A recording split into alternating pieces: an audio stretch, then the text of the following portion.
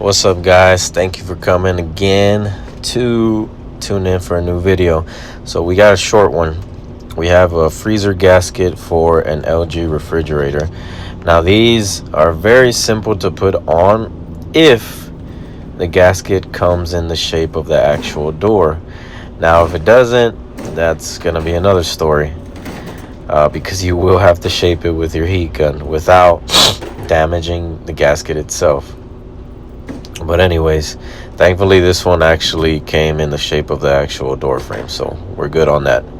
So first thing you want to do is remove all the drawers, and the door itself will have I believe 4 screws on each side.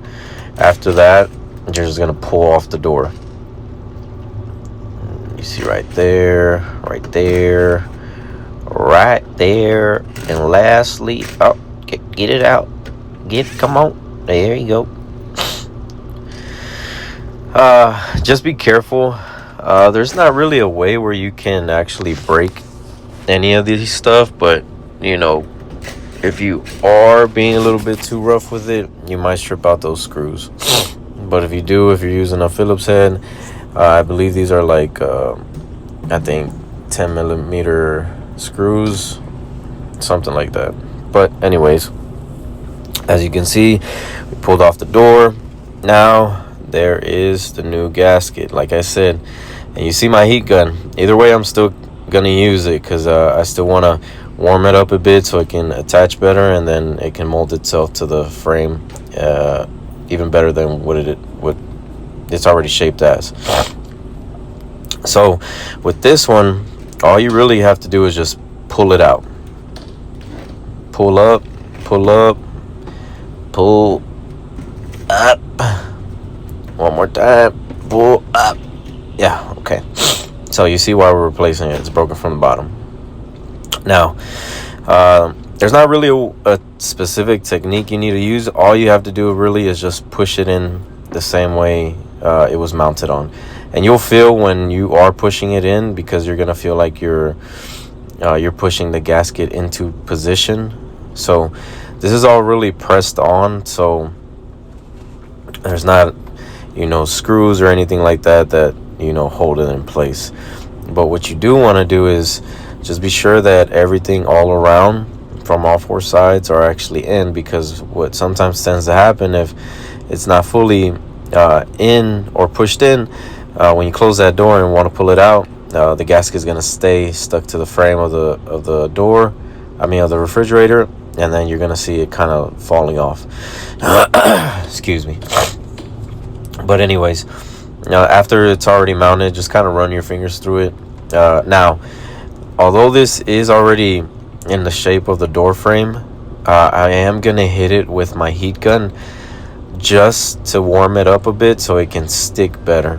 Now, like I said, there are some gaskets that literally come in a ball, and you have to shape them, and it's very, very difficult sometimes, because you have to know how much heat you're applying to certain corners, get a little putty knife to kind of keep it flat, and I'm not gonna lie, sometimes some gaskets are a nightmare.